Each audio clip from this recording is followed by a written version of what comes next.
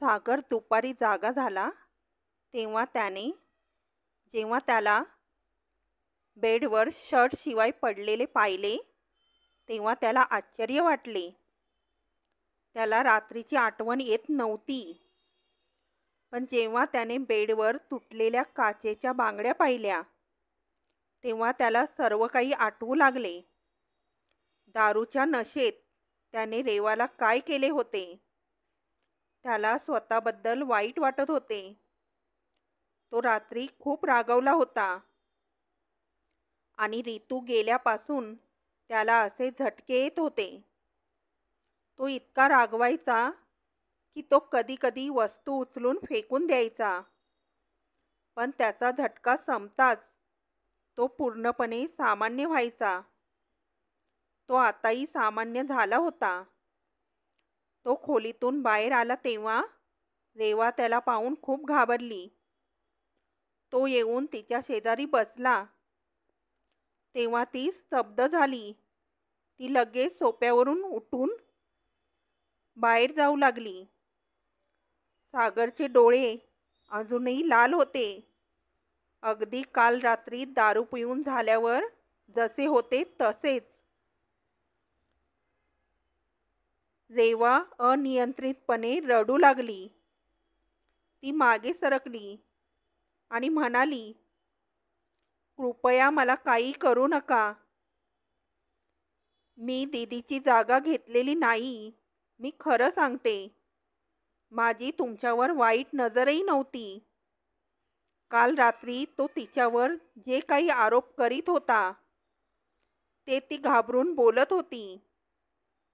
तो तिला काही न बोलता तिच्याकडे सरकला आणि म्हणाला, प्लीज घाबरू नकोस ना, माझं ऐक.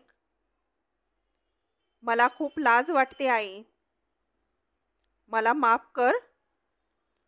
काल रात्री जे काही झालं ते मी शुद्धीवर नव्हतो. कृपया मला माफ कर. आता त्याचा दृष्टिकोन बदलला होता.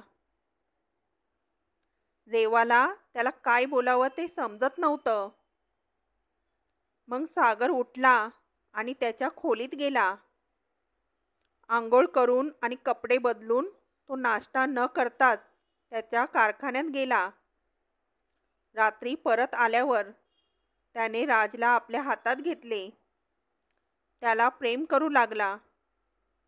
मग तो त्याला त्याच्या खोलीत घेऊन गेला. त्याने बाजूच्या टेबलच्या ड्रॉवरमधून ऋतूचा फोटो काढला आणि तो राजला दाखवू लागला. ही तुझी आई आहे. ती तुझ्यावर खूप प्रेम करायची आणि माझ्यावरही खूप प्रेम करायची. मीही तुझ्या आईवर खूप प्रेम करतो. पण बघ, ती आपल्या दोघांनाही सोडून निघून गेली. ऋतूची आठवण येताच सागरच्या डोळ्यातून अश्रू वाहू लागले. रेवा संकोचात खोलीत आली. ती म्हणाली, तुम्ही जेवाल का? मी जेवण गरम करते. तो म्हणाला, नाही, मला भूक नाहीये, तू जेव. ती दार बंद करून निघून गेली. तिने शांतपणे जेवण केले आणि दुसऱ्या खोलीत जाऊन बसली. तिला कुठे झोपावे आणि कुठे पडावे हे समजतच नव्हते. काही वेळाने खोलीचा दरवाजा उघडला. सागर राजला आपल्या हातात घेऊन खोलीत आला. मग त्याने शांतपणे त्याला रेवाच्या मांडीवर ठेवले आणि म्हणाला, तुला हवे असेल तर तू इथे झोपू शकतेस. माझ्यामुळे तुला पुन्हा दुखापत होऊ नये यासाठी मी प्रयत्न करेन. असे म्हणत तो निघून गेला. रेवाने सुटकेचा निश्वास सोडला. पण तिला माहीत नव्हते की काही दिवसांनी सागर पुन्हा ह्या झटक्याने ग्रासला जाईल. त्या दिवशी जेव्हा तो घरी आला तेव्हा त्याला असे वाटले की जणू ऋतू स्वयंपाकघरात काम करत आहे, कारण रेवाकडे स्वतःचे कपडे नव्हतेच. म्हणूनच तिने ऋतूचा सूटच घातला होता आणि तिने घातलेला सूट सागरने ऋतूला खूप प्रेमाने दिला होता. म्हणूनच तो स्वयंपाकघरात आला. तो म्हणाला, ऋतू, तू परत आलीस. त्याला परत तो झटका आला होता. पण रेवाने त्याच्याकडे पाहिले तेव्हा तो रागवला. म्हणाला, तू पुन्हा माझ्या बायकोचे कपडे घातले आहेस. माझ्या बायकोचे कपडे घालणारी तू कोण? रेवा त्याचे डोळे पाहून घाबरली. भांड्यात गरम भाकरी ठेवल्यानंतर ती पटकन स्वयंपाकघरातून बाहेर जाऊ लागली. पण त्याने तिचा हात धरला. त्याने 1 मिनिटात तिचे सगळे कपडे फाडून टाकले. तो म्हणाला, माझ्या बायकोचे कपडे घालण्यापूर्वी तू कोणाला विचारले होतेस?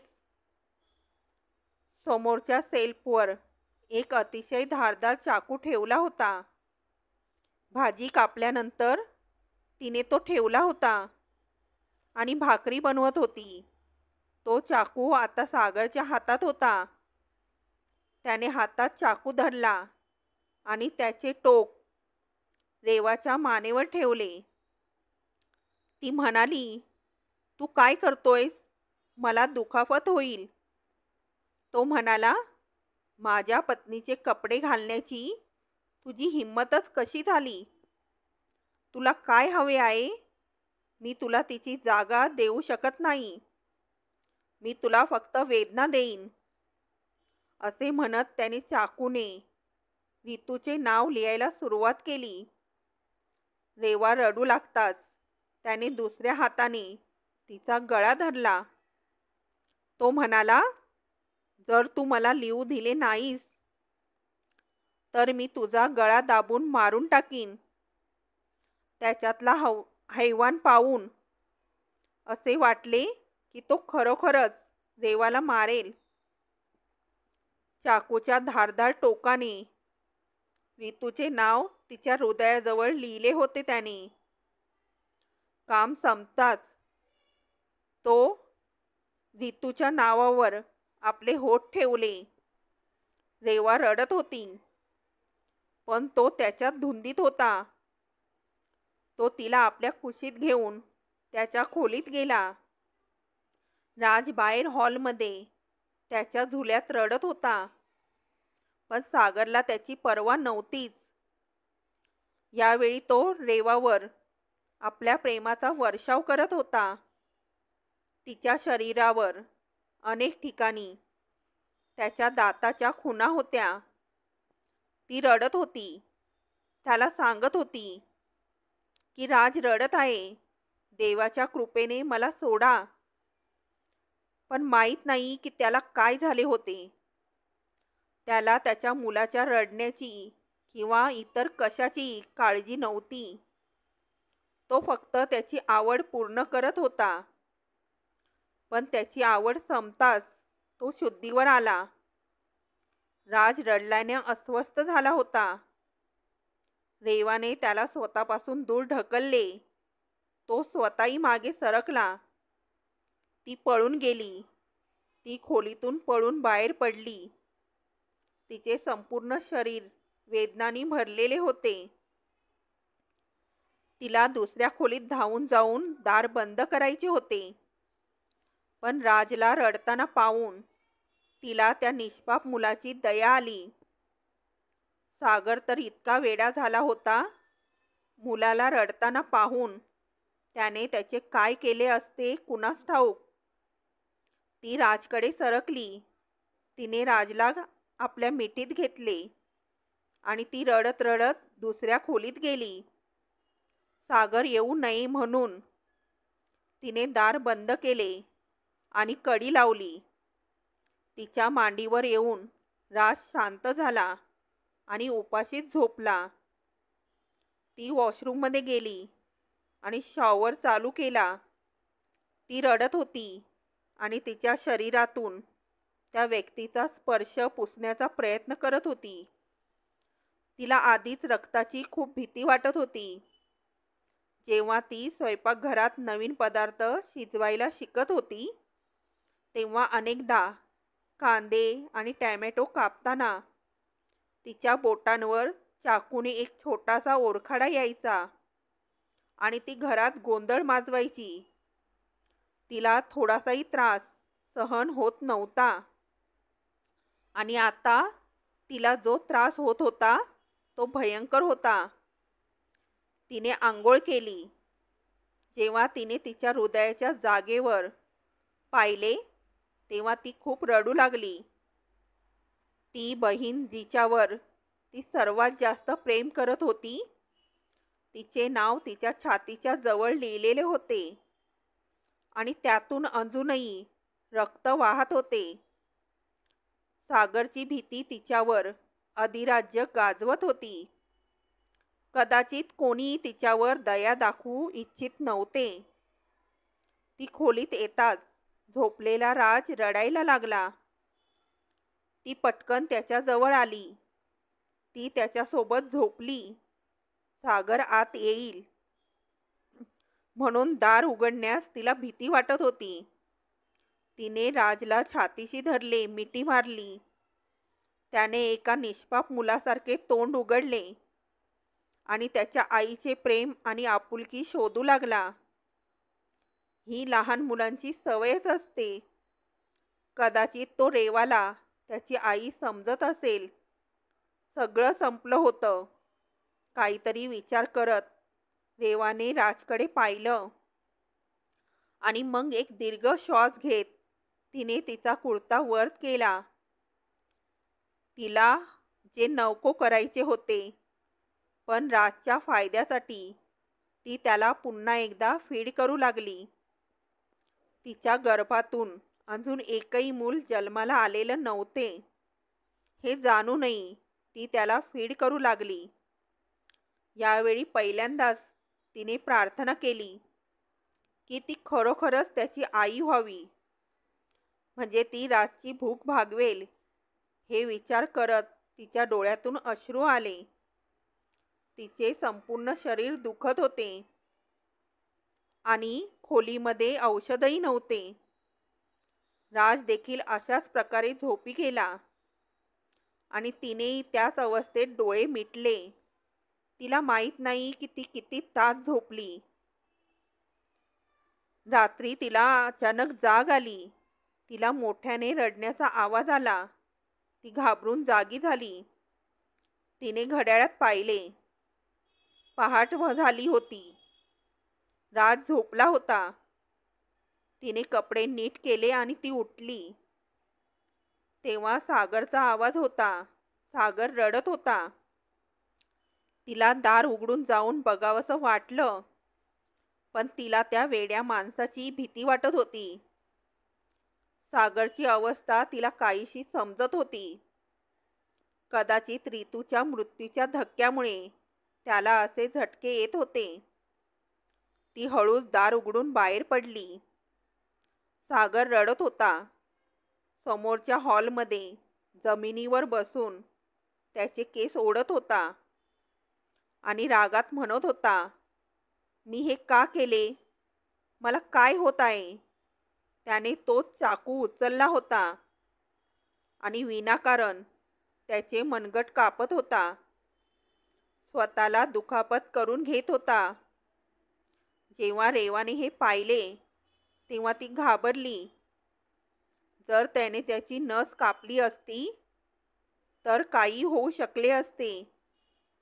ती निष्पाप मुलगी त्याला त्यावेळी रुग्णालयात कसे घेऊन जाऊ शकली असती?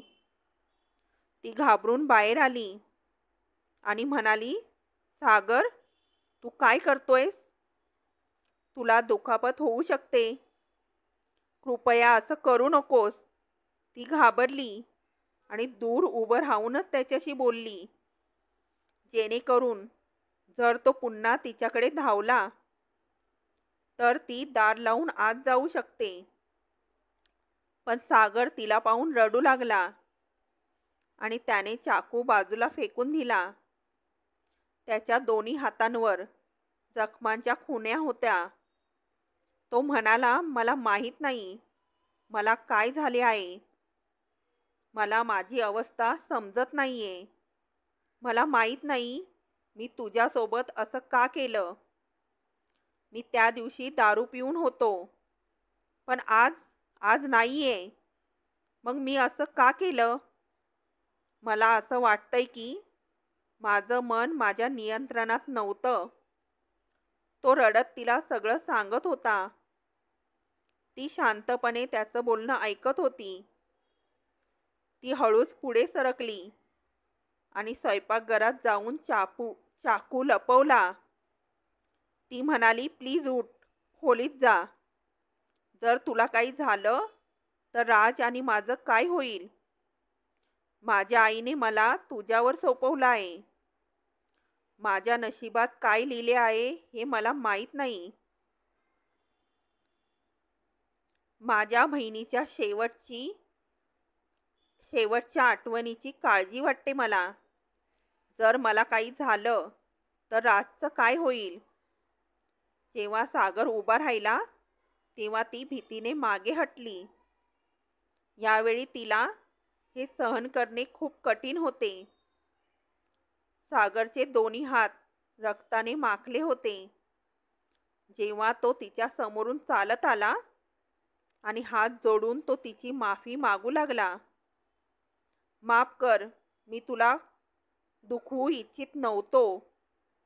मला रितूशिवाय इतर कोणाच्याही जवळ जाण्याचा विचारही करायचा नव्हता. पण मला माहीत नाही की मला काय झाले होते. त्याची नजर तिच्या हृदयाच्या जवळ लिहिलेल्या रितूच्या नावावर खिळलेली होती.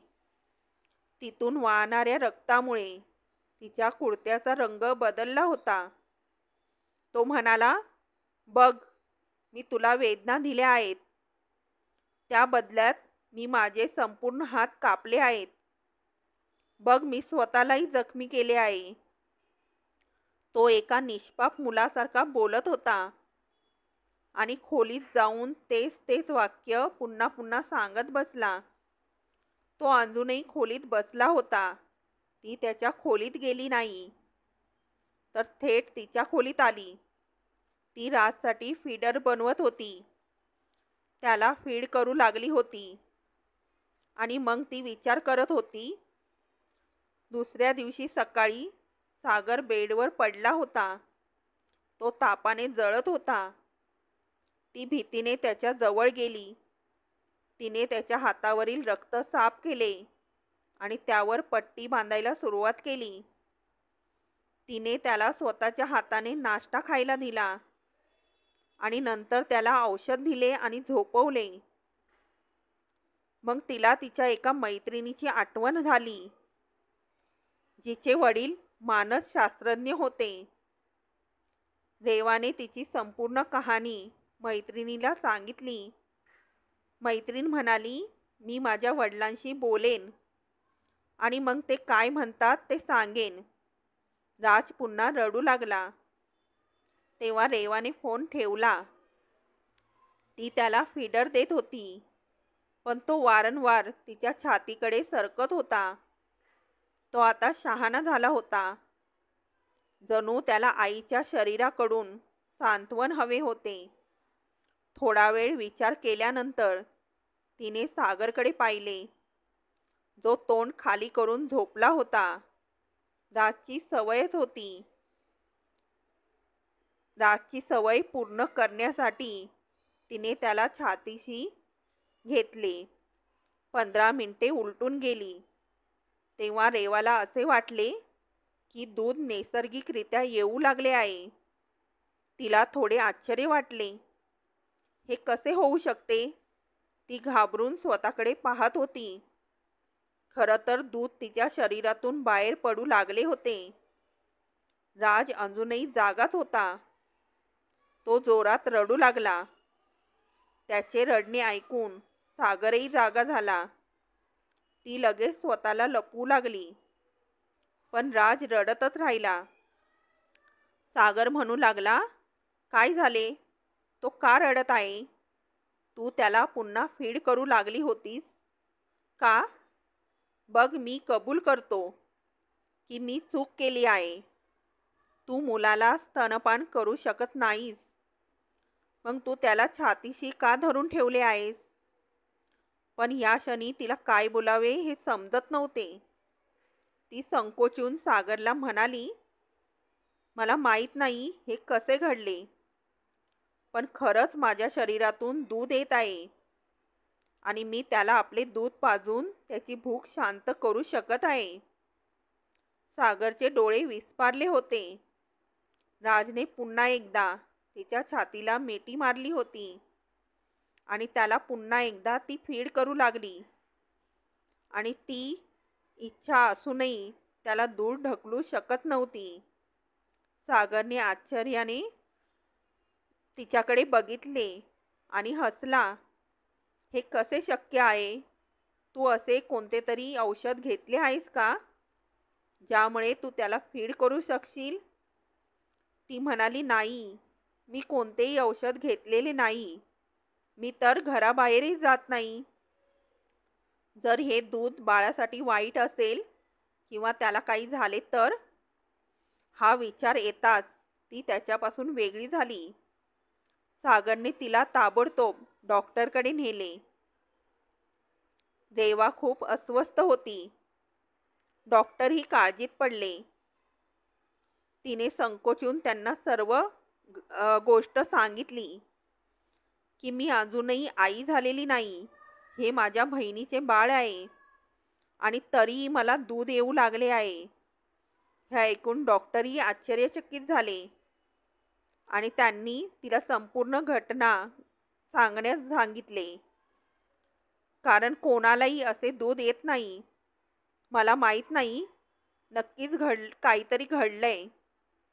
रेवाने त्यांना सगळी हकीकत सांगितली. राजला त्याची सवय पूर्ण करण्यासाठी त्याला मी कधी कधी फीड करायचे आणि तो मला त्याची आई समजून फीड करू लागायचा आणि मग तो झोपायचा आणि मग आता 3 महिन्याचा आहे तो आणि आता मला आपोआपच दूध येऊ लागले आहे. हे ऐकून डॉक्टरांनी आधी तिच्या चाचण्या केल्या आणि नंतर जेव्हा चाचण्या पूर्णपणे स्पष्ट झाल्या तेव्हा ते म्हणाले, काळजी करण्याची काहीच गरज नाही बेटा. ही एक नैसर्गिक प्रक्रिया आहे.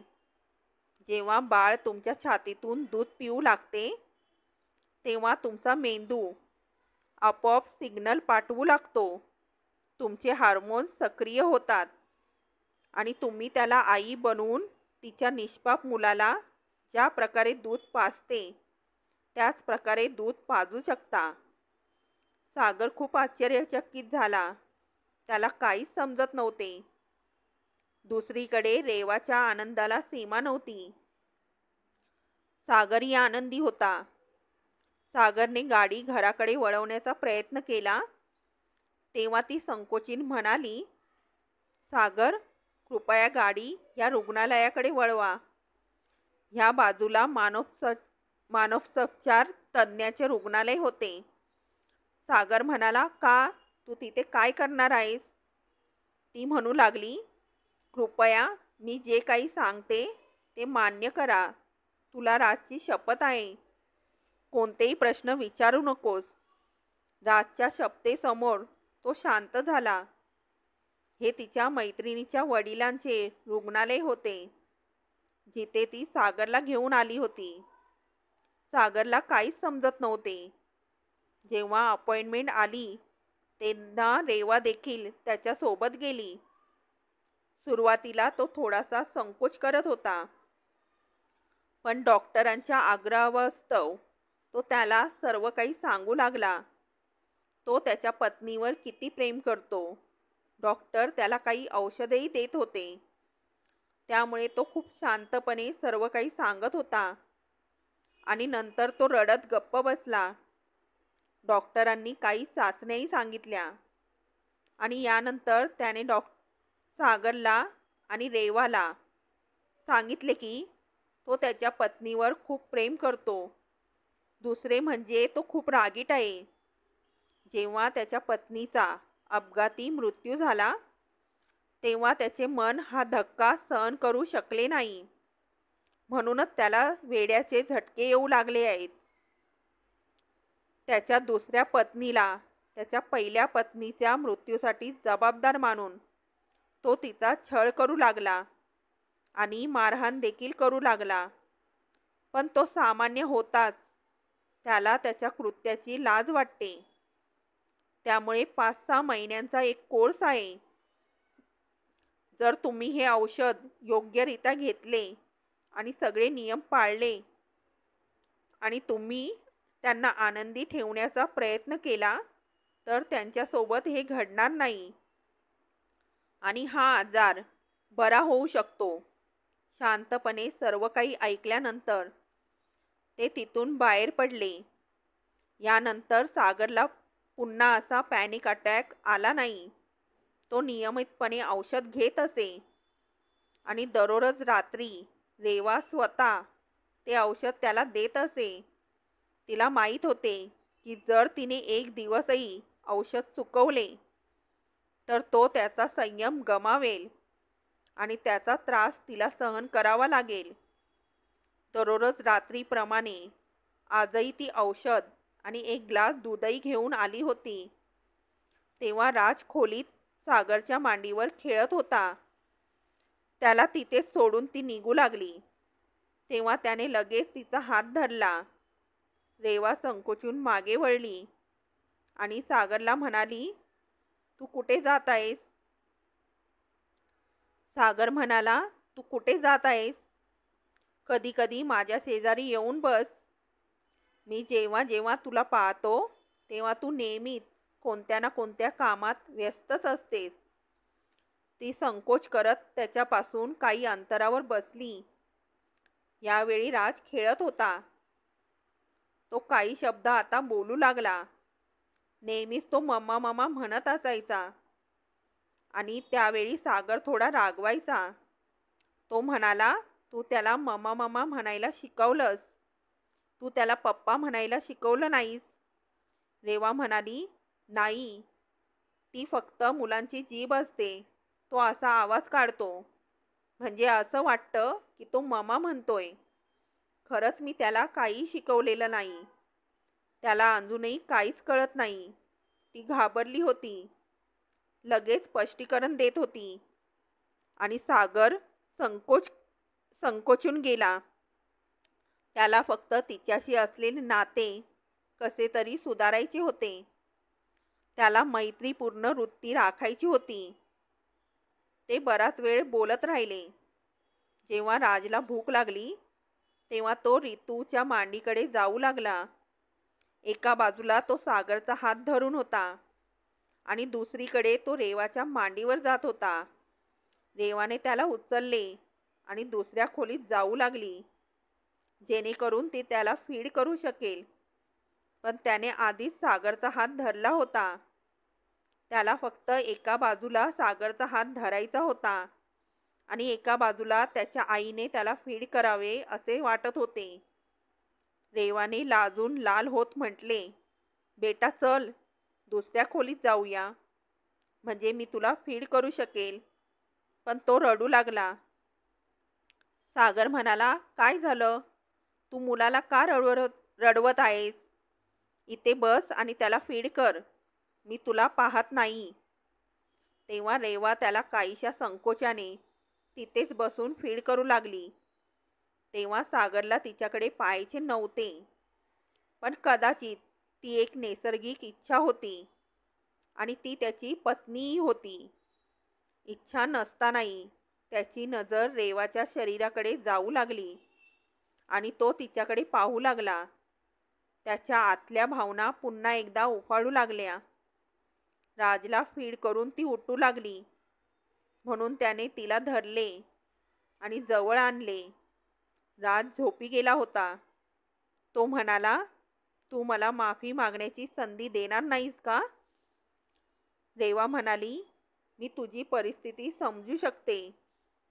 तू जसा विचार करतोस तसं मला कधीच नको होतं. मी तुला माफ केलं. पण त्याने तिला त्याच्या खूप जवळ घेतलं. तो म्हणाला, नाही, मी माझ्या पद्धतीने माफी मागेल. मी तुला जिथे जिथे दुखवलं तिथल्या जखमा मी आज भरून काढेन. तुला मी खूप त्रास दिला आहे. आता मी तुला आराम देईन. रेवा संकोचली, पण त्याने तिला आपल्या मिठीत घेतले आणि त्याच्या जवळ झोपवले.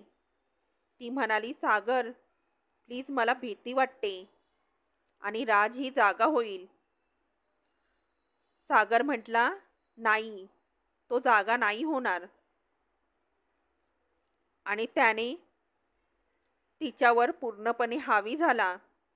त्याने तिच्यावर वर्चस्व गाजवले. नंतर त्याच्या चुंबनाने तिला त्याचे प्रेम जाणवू लागले. याआधी त्याने तिच्यावर उत्कंठेने हल्ला केला होता. पहिल्यांदाच तो रेवाला इतके प्रेमळ चुंबन देत होता आणि रेवाई वितळत होती. तो नुकताच तिच्या जवळ आला होता. तो तिच्या मानेवर त्याचे होठ ठेवत होता. त्याने तिथे असलेल्या लाल रंगाच्या डागावर आपले होठ ठेवले आणि अचानक तो म्हणाला, रितू, तुला माहीत आहे, मला नेहमीच माझे होठ तुझ्या मानेवर ठेवायला आवडत होते. मी तुझ्या सुंदर मानेसाठी वेडा झालो होतो. हळूहळू रेवाच्या हृदयात सागरसाठी एक कोपरा तयार होत होता. पण आज जवळच्या या क्षणामध्ये जेव्हा तिने स्वतःच आपली संमती दिली, ती सागरला स्वतःला समर्पित करू लागली. पण तेव्हाच रितूचे नाव ऐकताच रेवाचे हृदय विदीर्ण झाले. तिने डोळे उघडले आणि सागरकडे पाहू लागली. संकोच करत सागर लगेच म्हणाला, नाही नाही, मला माफ कर. मला फक्त तुझे नाव घ्यायचे होते. पण तोपर्यंत रेवाने त्याला स्वतःपासून वेगळे केले आणि दुसऱ्या खोलीत गेली. आणि खोलीचा दरवाजा बंद केल्यानंतर ती रडू लागली. घरात संपूर्ण शांतता होती आणि खोलीतून फक्त तिच्या रडण्याचा आवाज येत होता. सागरलाही थोडी लाज वाटत होती. शेवटी ती देखील एक मुलगी होती. जरी रितू तिची बहीण असली तरी इतक्या जवळीच्या क्षणी रितूचे नाव आपोआप त्याच्या होठावर आले. तो खोलीत परतला, कारण आता त्याच्याकडे रेवाला समजवण्यासाठी किंवा बोलण्यासारखे काही नव्हते आणि त्याचा काही उपयोगही नव्हता. खोलीच्या भिंतीवर रितूचे आणि त्याचे फोटो होते, जी त्याला 6 महिन्यापूर्वी सोडून गेली होती आणि जी नक्कीच त्याच्या हृदयात राहणार होती. पण तो आज उपस्थित असलेल्या मुलीला सोडून गेलेल्या व्यक्तीमुळे त्रास देऊ इच्छित नव्हता. जोपर्यंत रितूचे फोटो त्याच्या समोर होते तोपर्यंत तो हे करू शकणार नव्हता. त्यामुळे नेहमीच त्याला रितूचे वेड लागत असे. एक दीर्घ श्वास घेत त्याने फोटोकडे पाहिले आणि नंतर ते उचलून स्टोर रूममध्ये ठेवले. त्याला तो क्षण आठवला जेव्हा तो आणि रितू त्यांच्या फोटोंनी ही खोली खूप प्रेमाने सजवत होते. पण आता हे फोटो उचलून स्टोर रूममध्ये ठेवले. त्याने शेवटचे हे फोटो तेव्हा पाहिले जेव्हा त्याने ते एका बॅगेत ठेवले होते. त्यानंतर त्याने स्टोर रूम लॉक केला. तेव्हा त्याच्या डोळ्यातून अश्रू आले. तो त्याच्या खोलीत परतला.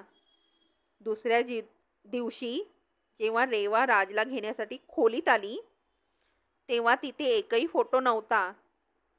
तिने विचारले की रितू दीदीचे फोटो कुठे गेले? सागर म्हणाला, मी ते काढून टाकले. ती मला सोडून देवाकडे गेली. जोपर्यंत तिचे फोटो माझ्या रूममध्ये आहेत, म्हणजे जोपर्यंत ती माझ्या समोर आहे तोपर्यंत मी कधीच सावरू शकत नाही. म्हणूनच मी तिच्या सर्व आठवणी एका पेटीत बंद करून ठेवल्या आहेत, जेणेकरून मी या सगळ्यातून बाहेर पडू शकेन. ती गप्प बसली. दुसऱ्या दिवशी रेवाने राज आणि सागरचे फोटो आणून खोली सजवली आणि त्या संध्याकाळी सागर घरी परतला तेव्हा तो ते फोटो पाहून हसला. मग तो त्या फोटोजवळ गेला ज्यामध्ये तो आणि राज हसत होते. रेवाई त्याच्या जवळ येऊन उभी राहिली. सागरने तिचा हात धरला. रितूला त्याने विसरणे अशक्य होते, पण त्याला रेवासोबत आयुष्य पुढेच घालवायचे होते. हळूहळू त्यांच्यातील नाते खूप सुधारले होते. सागर घरी आल्यावर राज त्याला पप्पा पप्पा म्हणत त्याच्याकडे धावत येत असे.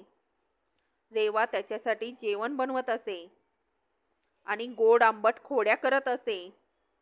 राज आणि रेवाच्या खोड्या हे सगळं पाहून सागर हसायचा. राज अजूनही त्याच खोलीत त्याच्या बेबी बेडवर शांत झोपला होता. तेव्हा रेवा त्याच्या जवळ उशी ठेवून बेडवर येऊन बसली. पण सागरने लगेच तिला आपल्या मिठीत घेतले. यावेळी ती नाईट सूटमध्ये होती. सागरही शर्ट विना झोपला होता. ती त्याच्या छातीवर बोटे फिरवत होती आणि हसत म्हणत होती, सागर, उद्या आपला राज 3 वर्षाचा होईल. वेळ किती लवकर निघून गेला. सागर हसत म्हणाला, हो, सगळं क्षणार्धात घडलं. पण मी एका गोष्टीचा विचार करत आहे.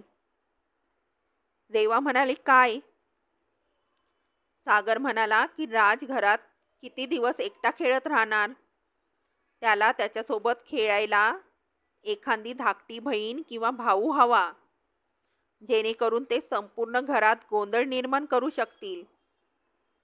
रेवा म्हणाली, नको नको, एक राजच माझ्यासाठी पुरेसा आहे.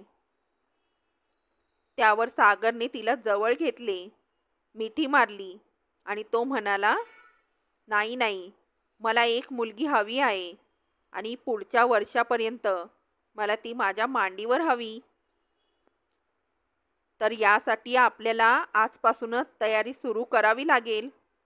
तुला माहीत आहे की किती कष्ट करावे लागतात.